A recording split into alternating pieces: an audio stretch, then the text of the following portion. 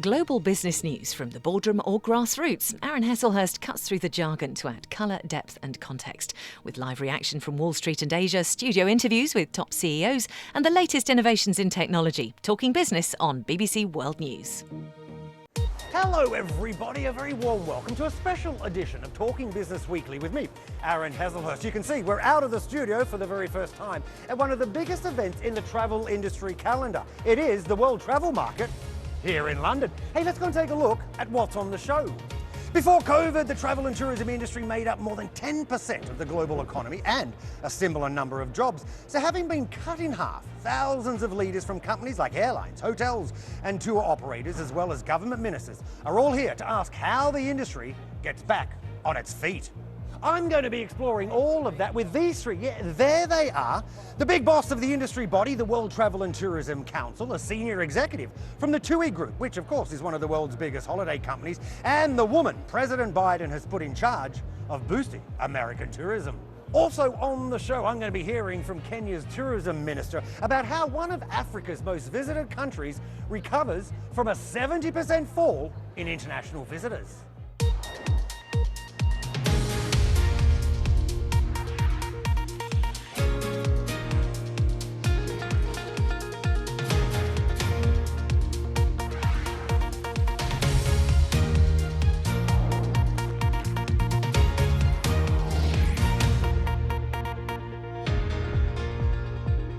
Whether you're joining us from the US, Europe, Africa or Asia, once again a big hello and a very warm welcome to the World Travel Market here in London. What you're looking at is the first truly global, in-person, oh yeah, they're all here, in-person travel industry event since the pandemic. The big bosses from airlines, hotel groups, tour operators and of course dozens of tourism ministers from all corners of the world, they're all gathering.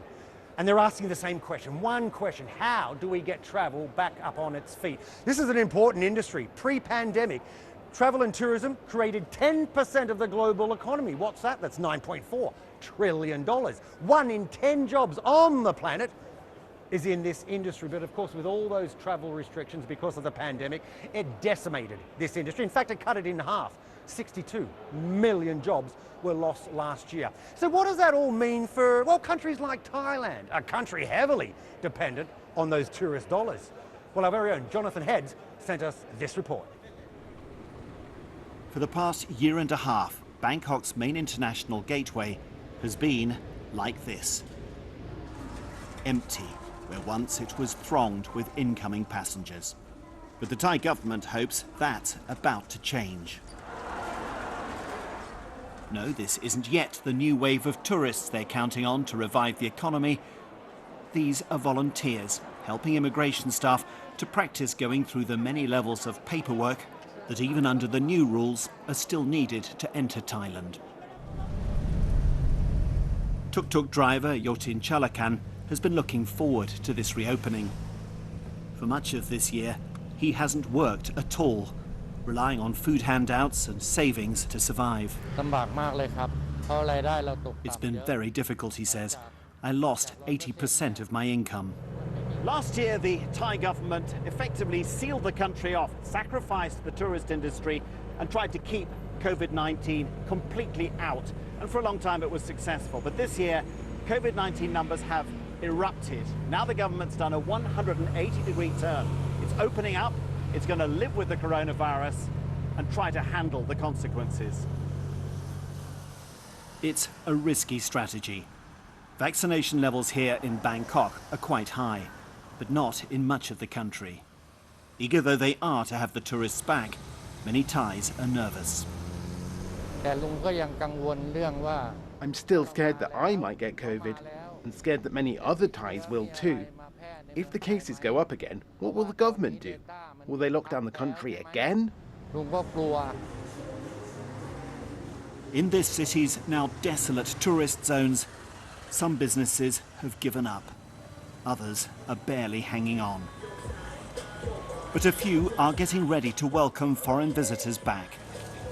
It will probably be more of a trickle than a flood at first, but they're hoping there'll be no going back once it starts. Jonathan Head, BBC News, Bangkok. So that was Jonathan Head with the impact on the slump of tourism in one part of Asia. But look, Let's get more and discuss some of those issues with my guests right here at the World Travel Market. I'm pleased to say I'm joined by Sarah Morgenthau, who leads the US government's National Travel and Tourism Office, which promotes the American travel industry. Also, David Burling, who's the big boss, the chief executive for markets at TUI Group. That's the German company, certainly one of the world's biggest holiday firms. And we have Julia Simpson, who is the president and chief executive of the industry body, the World Travel and Tourism Council, known as the WTTC. Julia, I'm going to start with you because your organisation, it represents the global industry, from dealing with governments to helping it grow. Julia, just what is the scale of the challenge your industry is facing, and how does it go about repairing the devastation? Now, this is an industry that represents 10% of global wealth, and it employs enormous numbers of people globally, and not always people with college degrees, but people that are earning a living to put food on the table. But the good news is the WTTC figures show that tourism is coming back. And if governments can remain open and coordinate in terms of vaccinations and in terms of the protocols you need to get through frontiers, if they can coordinate, by the end of 2022, I think we could see about 85% of tourism back to pre-pandemic rates. And we'll talk about governments and, as you say, coordination, or possibly a lack of coordination. But David, I mean, your company, as I just mentioned, certainly one of the world's biggest. I mean, selling holidays to 180 different countries, operating everything from travel to travel agencies to aircraft, hotels, of course. Which areas within that have been worst hit? And on the flip side, where are you seeing some moderate recoveries? I think, as Julia said, we're seeing real momentum now. Since July, incredible momentum in the growth in travel, particularly in Europe. I think there are some sectors that are a bit more difficult. The cruise sector it is a bit more difficult. Some of the sectors that maybe appeal to a more elderly consumer are a bit slower, but we're seeing momentum in everything. Sarah, I mean, like everywhere else, the pandemic crushed the US industry. And I'm looking at the numbers here. I mean, the numbers are staggering. You say the drop in travel spend cost the US economy more than $1 trillion. And prior to the pandemic, direct and indirect travel-related jobs accounted for something like 11% of the total US workforce. Well, that was pretty much wiped out last year. And you go on to say that America will not be able to fully rebuild without the recovery of the travel industry. How are you going to do that?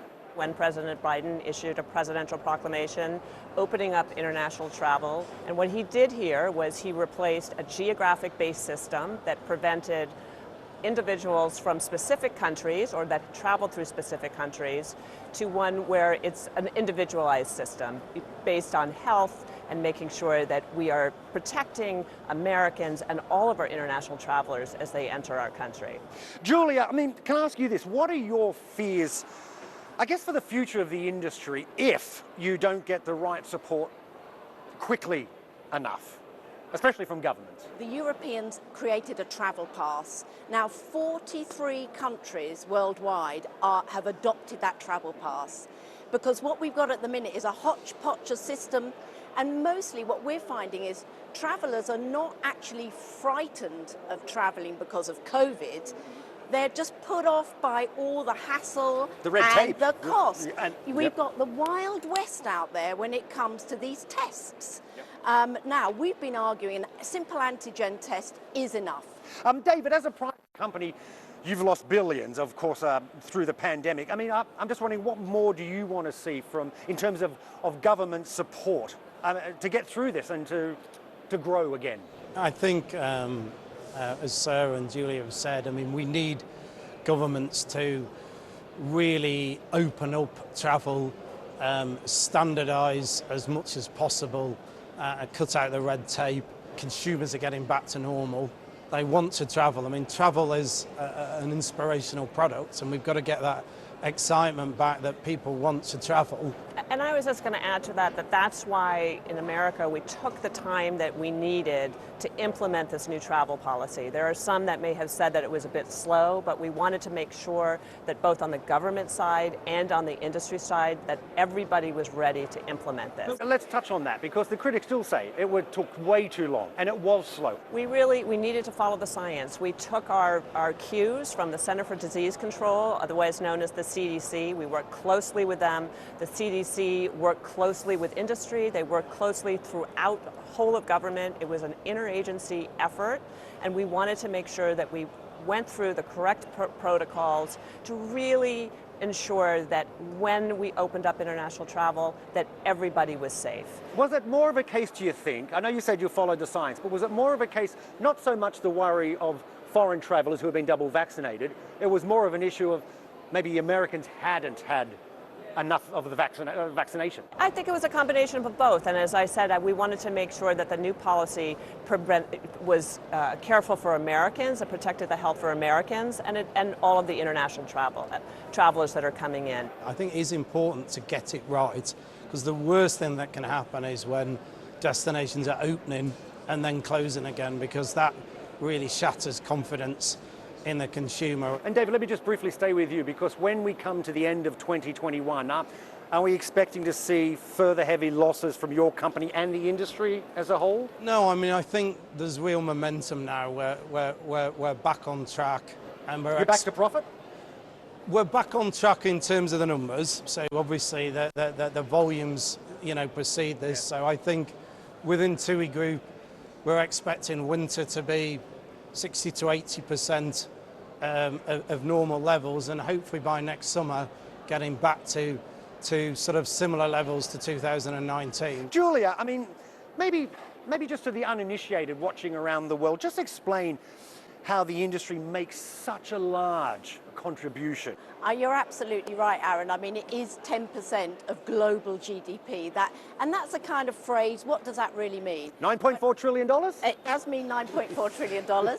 And it also means, getting up to nearly 400 million jobs globally. I was in Mexico City during lockdown, and there was literally all the exhibitions were closed, Frida Kahlo was closed, the restaurants, the bars, everything was closed. So the impact of travel and tourism is much bigger than, as you say, just the getting there and maybe going to a hotel. But the one point I did want to make is about vaccines globally. We've still got 4 billion people who are not vaccinated globally. Now, there's a big equity and equality issue around that, but it's also an opportunity for the virus to transform itself into something worse. We've got to crack this. We cannot wait 5 years to get the whole of the world vaccinated. Whose responsibility is that? I think it's all our responsibilities. I think it's governments, I think it's private sector, it's NGOs, everybody. We really need to move forward to sort that. Sarah, can I just come to you, because given this huge contribution the industry provides to the global economy, and of course the impact it has on jobs and living standards, do you believe that the US has a responsibility, if you will, in leading this global recovery? I think the United States has been leading the global recovery. I think we've done a magnificent job. I think that when we began this pandemic, we never could have imagined that we would have come up with the vaccines, the protocols. I think it's been tremendous. But there is one problem, isn't there, Sarah? And it's a global problem I'm talking about, not just a US problem, that we still don't have a global unified system. Aaron, I'm really excited about what we're putting in place. I think that this policy is a huge step forward. I think we are opening up the doors. I think we have done it carefully, diligently. We've done it in close collaboration, and I think it'll be successful. Julia, why don't you think because you've been calling for it, right, the organisation, the WTTC, why haven't we got to this point of a unified approach? I think we're afforded an opportunity now to move faster towards contactless travel. When we jump on a train or we jump on a bus, we just have a bleep and that's it, contactless travel. And I think that could happen for airlines, and I think it could happen for cruise liners. Obviously, behind that little bleep would be a load of security information, there'd be a load of health information. But if countries are doing it differently, which is what's happened, what you could do is have people uploading things to a single portal, And the portal then gives a traveller a green tick. David, how much of a difference would it make to you, your company, if we had a global system? I completely sort of agree with your points about almost jumping a generation, because one thing that's been happening generally within the travel industry during the pandemic is investment in better IT systems, you know, for multiple reasons. So, you know, our customers now can tailor-make their holidays to a much greater degree than even 5 years ago. So there's no reason, if we can do it in terms of selling excursions or adding add-ons, that we can't do that also with the security side. Julia, how do you balance that out? How do you go around promoting, get on a plane, fly around the world, go and visit these places, and yet try to cut those emissions and be more sustainable? So it's not about demonising different sectors or different industries. It's about dealing with the carbon in those industries.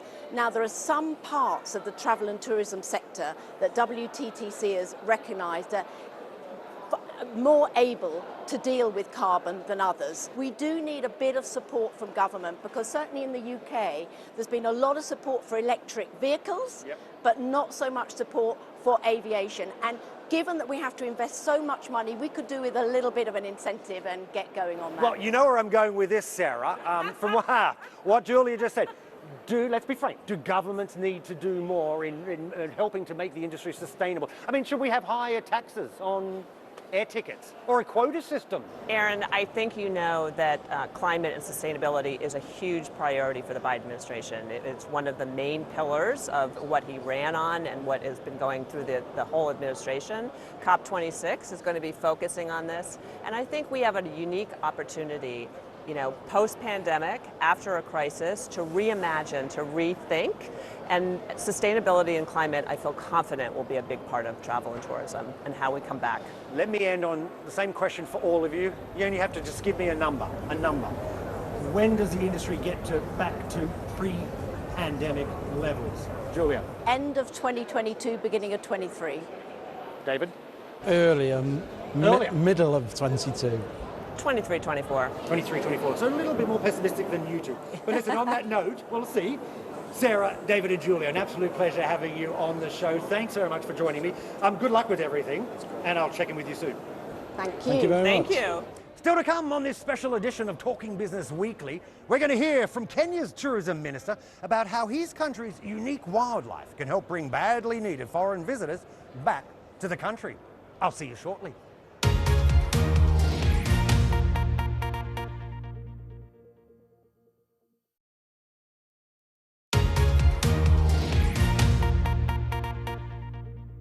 Welcome back. This is Talking Business Weekly with me, Aaron Heslehurst, coming to you from the World Travel Market here in London.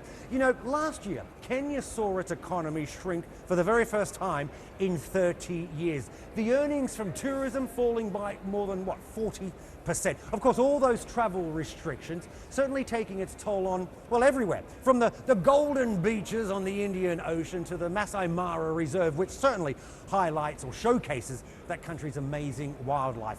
But now those restrictions are slowly being eased. Can it help to save a vital part of the economy? Let's find out, because Najib Balala is Kenya's Tourism Minister and joins us. Najib, a real pleasure having you with us. Let's start with this. What impact has the pandemic had on your tourism industry, and how significant is it for the Kenyan economy? Well, it's 10% of the GDP, tourism in Kenya, and definitely the pandemic has destroyed the economy, or tourism in particular. We're just recovering now almost 40%. Yeah, so yes, we need to recover. We need to recover fast. I have to ask you here, and I'm looking at a persistent concern for tourists is safety. I mean, I'm looking at the US and the UK official guidance, for example. Both warn that travellers about the risk of terrorism, the risk of violent crime. How can you improve the travellers' safety and importantly, reassure visitors? First of all, definitely every country is at risk. And terrorism has been a bigger issue you can't predict. It can happen anywhere in the world. It has happened in New York, it has happened in London, and it can happen in Nairobi as well. For the last 8 years, we haven't had a major attack in Kenya. So we believe we are safe. One of your targets is to make Kenya, and correct me if I'm wrong here, one of the top 10 long-haul destinations. I'm just wondering, is that realistic? And if not, I mean, how do you plan to do that? Why not? It is realistic. First of all, we have a combination of beach and safari. We are very much ahead in conservation, wildlife conservation in particular. And now after the pandemic, everybody needs space. You don't need crowded areas.